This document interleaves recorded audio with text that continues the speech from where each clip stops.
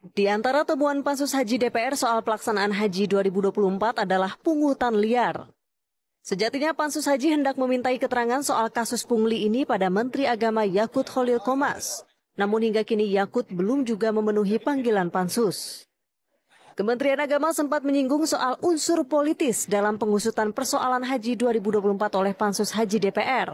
Sedangkan Pansus Haji menilai negara tidak hadir dalam pelayanan haji secara maksimal. Faktanya hingga kini Menak Yakut belum bisa dimintai keterangan karena sedang bersafari dinas ke 4 negara, yakni Arab Saudi, Italia, Prancis, dan Uni Emirat Arab. Sebuah kesaksian ya, dan fakta yang Pak Agus alami bahwa Bapak dipanggil oleh Presiden untuk menghentikan kasus IKTP yang mentersangkakan Setia Novanto waktu itu menjadi Ketua DPR. Bapak bersaksi itu ya? Saya bersaksi. Presiden Joko Widodo angkat bicara soal status hukum Ketua KPK Firly Bahuri sebagai tersangka. Jokowi meminta agar proses hukum dihormati. Diketahui Polda Metro Jaya menetapkan Ketua KPK Firly Bahuri sebagai tersangka pemerasan kepada Syahrul Yassin Limpo. Firly diduga melakukan pemerasan, penerimaan gratifikasi dan penerimaan suap. Dugaan tindak pidana itu terkait dengan penanganan permasalahan hukum di Kementerian Pertanian saat dipimpin SYL. Hormati semua proses hukum. Hormati semua proses hukum.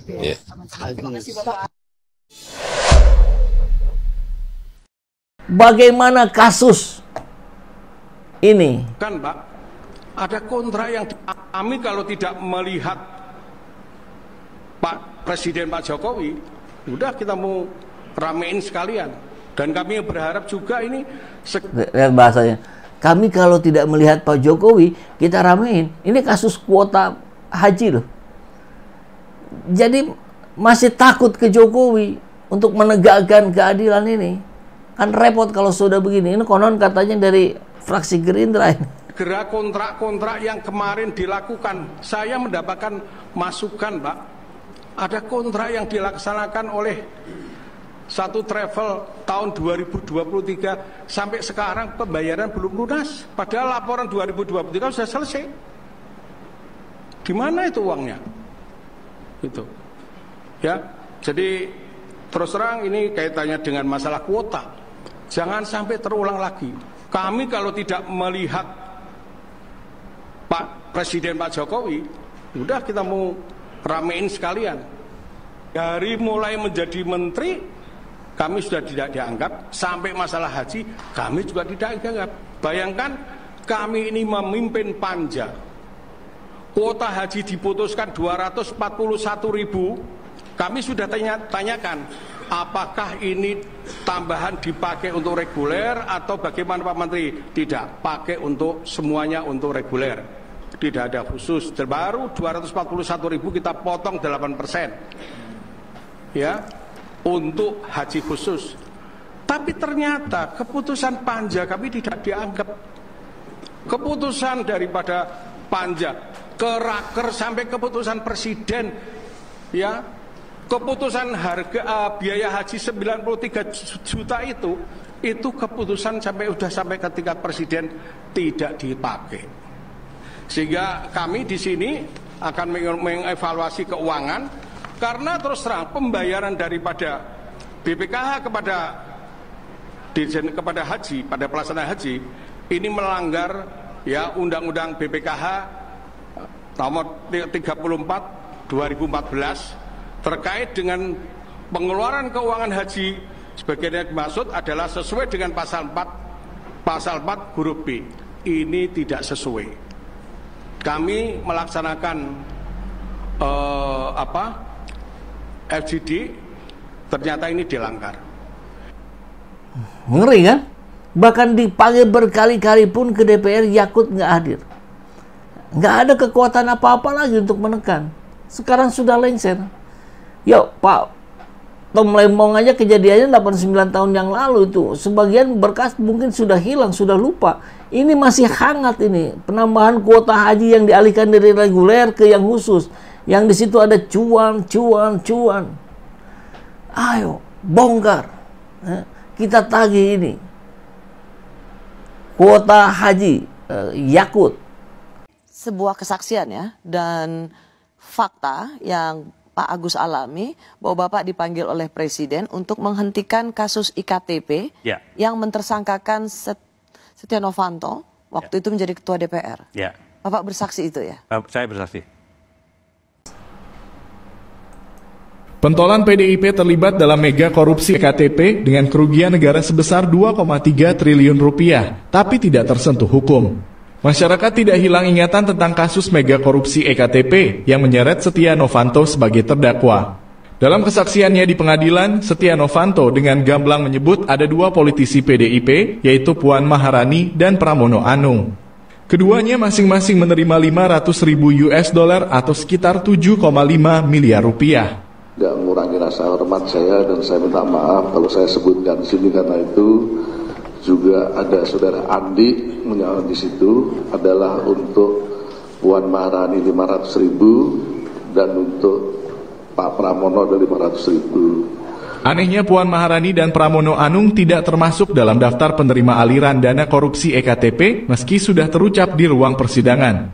Bahkan keduanya juga tidak pernah diperiksa sebagai saksi oleh KPK. Padahal pernyataan Setia Novanto tersebut dikemukakan dalam sebuah proses peradilan sehingga seharusnya ditindaklanjuti oleh KPK.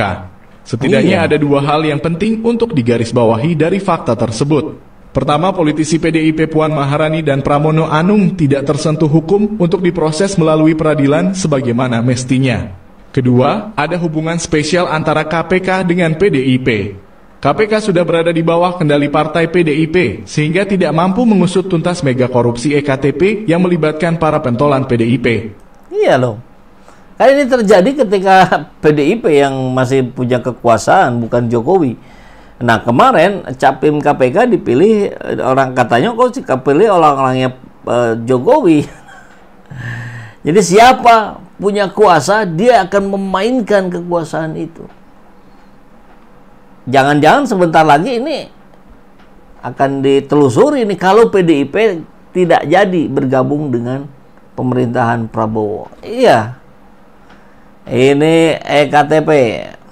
Kemudian tentu pertanyaan kita adalah ketika Najwa Shihab digeruduk buzzer, ketika Tom Lembong tiba-tiba menjadi tersangka, ini yang pintar-pintar lagi pada mau dihabisin semua apa gimana sih? Informasi 5 tahun ke depan akan diisi oleh visual model begini. Raffi Ahmad, Kaesang, Gibran, dan siapa ini? Lupa saya namanya. Ini yang menggolkan, yang membuka muat karpet merah untuk Gibran menjadi wakil presiden. Anaknya Boyamin Saiman ya. Mau kita dipimpin oleh orang-orang macam begini? Astagfirullah. Intinya surat itu ingin menegaskan bahwa ada beberapa kandidat dan disebut langsung bahwa Firly itu bermasalah, pernah punya catatan di KPK gitu, yang intinya surat itu ingin mengingatkan Presiden agar tidak merekomendasikan dan meloloskan nama Firly dalam proses seleksi itu. Keputusan Pansel untuk tetap meloloskan Firly itu dengan kata lain menunjukkan bahwa ada restu, restu Jokowi terhadap Firly. Dan kita pun juga pernah mengkonfirmasi langsung loh ke Pak Jokowi waktu itu. Pak, jangan mengabaikan begitu saja apa yang menjadi catatan pimpinan KPK ketika itu. Tapi ketika itu Pak Jokowi mengatakan bahwa saya punya laporan intelijen yang menyatakan hal yang berbeda. Presiden Joko Widodo merespon soal penetapan Ketua KPK Firly Bahuri sebagai tersangka. Firly ditetapkan sebagai tersangka dalam kasus dugaan pemerasan mantan Menteri Pertanian Syahrul Yassin Limpo. Menurut Jokowi, semua pihak harus menghormati proses hukum yang sedang berjalan. Hormati semua proses hukum.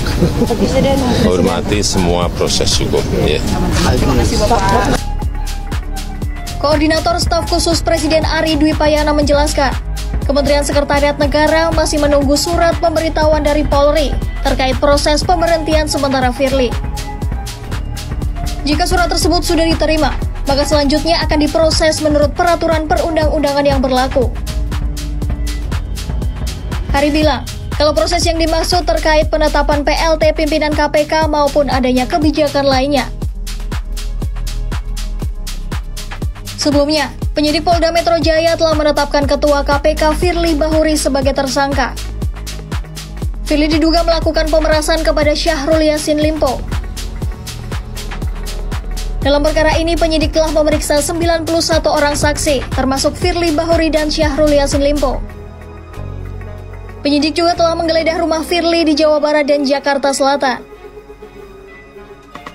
Syahrul diduga diperas Firly terkait penanganan perkara dugaan korupsi di Kementerian Pertanian.